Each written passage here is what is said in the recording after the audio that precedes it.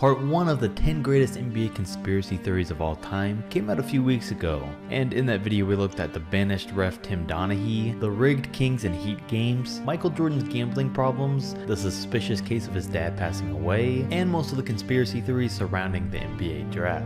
I did leave out one draft conspiracy though, and that's what we're going to start today's part 2 video with. And it involves Dikembe Mutombo. Now, on top of all the other things throughout the league history that have led to suspicions about the NBA draft and draft lottery being rigged, this one really doesn't help their case. Because back in 2016, the 76ers were still going through the process and finished with a 10-72 record. So going into the lottery, they had a 25% chance of landing the #1 overall pick. But as we know, that doesn't mean much because, like I mentioned in last video, the Cavs had just won the #1 overall pick in 2011 with a 2.8% chance, in 2013 with a 15.6% chance, and again in 2014 with a 1.7% chance. So even with a 25% chance, there was no real certainty that the 76ers would get the pick.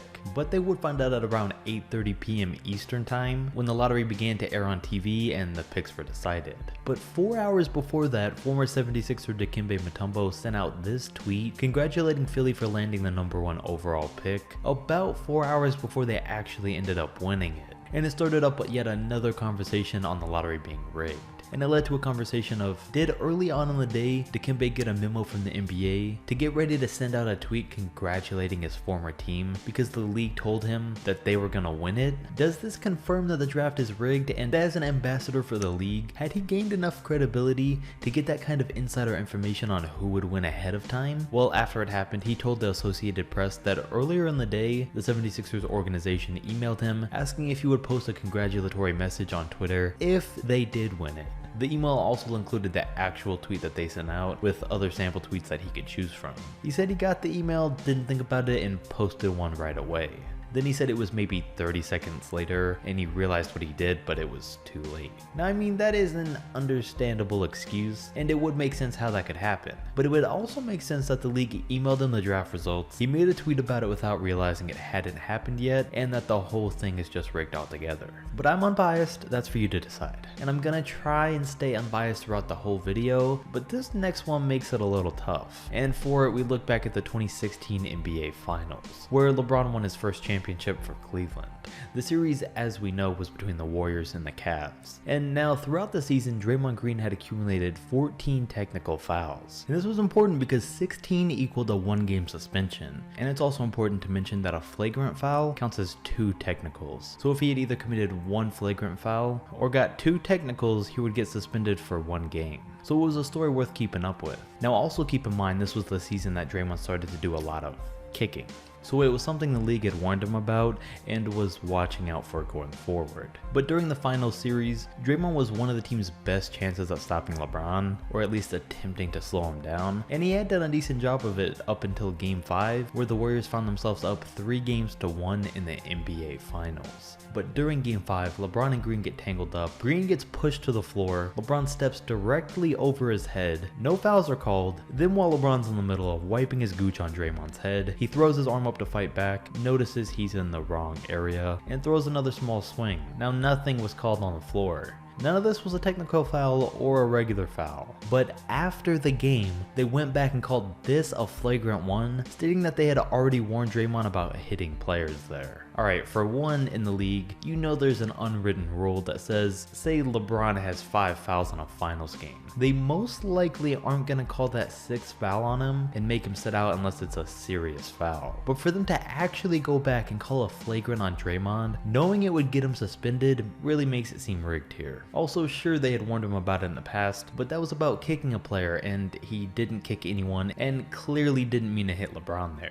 And the definition of a flagrant 1 foul is contact that's considered unnecessary. It was clearly an accident that Draymond swung his arm into this spot, and it didn't even affect LeBron, and it was clear that the NBA wanted Draymond out of Game 6 to extend the series. And it makes a lot of sense. Former CBS Sports president Neil Pilson, who ran a lot of NBA games, said that a competitive 7-game series is far more attractive and makes much more money than 2 big market teams that last 4 games. so the league might not have even been trying to help LeBron as much as they were trying to help themselves make more money. But so game 6 comes around where they were struggling without Draymond, and to make matters even worse and escalate this theory even further, Steph Curry was in foul trouble all game long, and these were the 6 fouls called against him. He got tangled up with Tristan Thompson to start the game, which was fair. He got ran over by LeBron James a few minutes later and called for a second, was called for this contact with Kyrie Irving, somehow got called for touching Kevin Love, was called for his 5th for the cleanest strip in existence on Kyrie, and then remember what I said about how refs are usually hesitant to call a star for their 6th foul? Well, Steph finally fouled out for running in front of LeBron's path.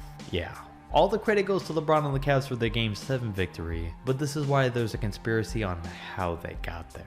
A conspiracy that's not talked about nearly as much involves Marcus and Markieff Morris, and this one's one that people laugh and joke about, but it honestly could have happened. If you're unaware, Markieff and Marcus are identical twins in every sense of the phrase. They went to the same college, got drafted 1 pick apart, and have nearly identical tattoos. So in game 1 of the second round in the playoffs in 2017, Markieff rolled his ankle in what he said was the worst sprain of his life, and it was so bad that he left the game. But just 2 short days later in game 2, he was showing no signs of a sprained ankle and instead had one of his best games that series. So the conspiracy here is that Marcus played in the game for Markieff.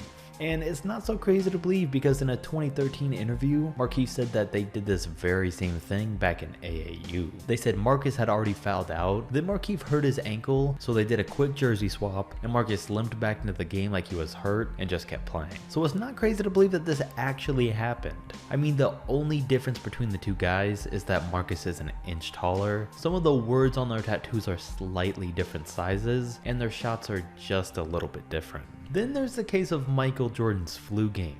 The media says it was a flu, his competitors say it was a hangover, and conspiracy theorists say that somebody delivered a poisoned pizza to Michael Jordan's hotel room and that it was food poisoning. And we're going to be looking at the possibility of all 3. First, the hangover. And this theory really started thanks to Jalen Rose saying it on a podcast with Bill Simmons. He's never said if he heard it from another player or it's just his opinion, but it started a big conversation, so it's worth looking into. Now, one thing Michael Jordan was notorious for was a lot of partying, even on the early mornings of playoff games. So who's to say that after all of his years of doing this, he didn't finally overdo it one day and woke up the next morning with a bad hangover? And that's a possibility, but would the greatest of all time really let himself party that hard before game 5 of the NBA Finals where the series was already tied 2-2 and jeopardize his overall reputation? It doesn't sound like it. Plus, every time Mike walked off the court during that game and while he was on the bench, he didn't look like he was aggravated by a hangover and he wasn't feeling good. He looked like he was gonna pass out on the spot. So I think something more was going on here. So let's look at the possibility of it being the flu. And surprisingly, this one has just as much evidence for it as it does against it.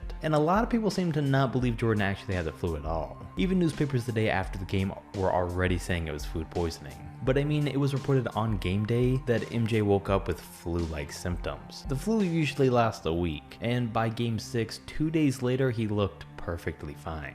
There's no possible way his body was cured in 48 hours. And honestly, I think that almost completely rules out the flu already. Unless his symptoms started around game 4 and the media just didn't catch up on the story until game 5. So there's already a lot of what ifs. Plus, for a majority of the game, if you actually watched it, they were never directly saying he had the flu, but he had what looked like the flu or flu-like symptoms.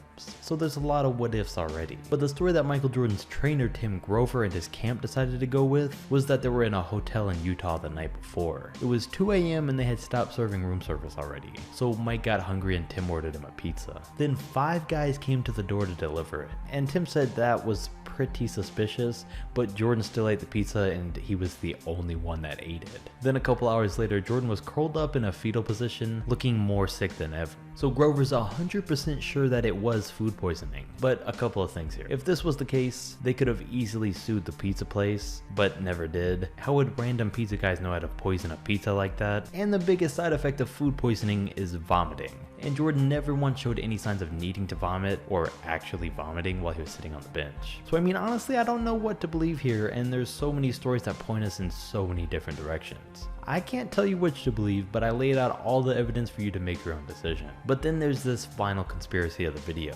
and this one's a stretch, no pun intended, but still possible for a few reasons. And it's the conspiracy that the Spurs turned off the AC to give LeBron cramps in Game 1 of the 2014 NBA Finals. And you might be saying, well, how would they know LeBron would get cramps if they turned off the AC? And it's because he had a history of it happening for a while there, with the first instance being right after Game 1 of the 2009 Eastern Conference Finals against the Magic. They lost the game, and right after, LeBron collapsed to the floor with a cramp. The second time this happened was during Game 4 of the 2012 Finals, where in the middle of the fourth quarter he fell to the floor and couldn't get up, so Juwan Howard had to carry LeBron off the court. Then that brings us to 2014, where in Game 1 of the Finals, the AC in the Spurs arena apparently just flat out broke for the entire game, and with 4 minutes left in a 2-point game, LeBron had to sit out the rest of it because his cramps got so bad. And with him gone, the Spurs won the game by 15. But did the AC actually break? Was this done by someone that worked in the arena, or did the Spurs as a team come up with this? It's very much not something that they seem like they would have done, but when you hear all their players' responses to the temperature and the fact that all of their stars had conveniently played in conditions like this before, that might change your mind. Tim Duncan said, "I don't think I've played in anything like this since I left the islands, but we handled it pretty well." Tony Parker said, "Me personally, it didn't bother me. It felt like Europe. We never have AC in Europe, so it didn't bother me at all." While Manu Ginobili said, "I've played more years in situations like this than I have with AC on the court. Not a big deal in that case, so it's a little suspicious." But Greg Popovich would never let anything like this slide, right? I mean, I don't know, it's been done before by Hall of Fame Celtics coach Red Auerbach, who used to turn off the hot water and turn up the heat in the visitors' locker rooms and never had AC on in their arena. Eventually, his players got used to it, while it would really mess with the visiting teams. Along with the rumor that he wouldn't replace the floor in the arena because it had dead spots where the ball wouldn't bounce as good, and his team knew where all of those spots were so they could play around them, while the other team couldn't. So if this conspiracy is actually true, it wouldn't be the first time something like this has happened. But comment your thoughts and which of these, if any, you believe to be true. Don't forget to drop a like, subscribe, and I'll catch you next video.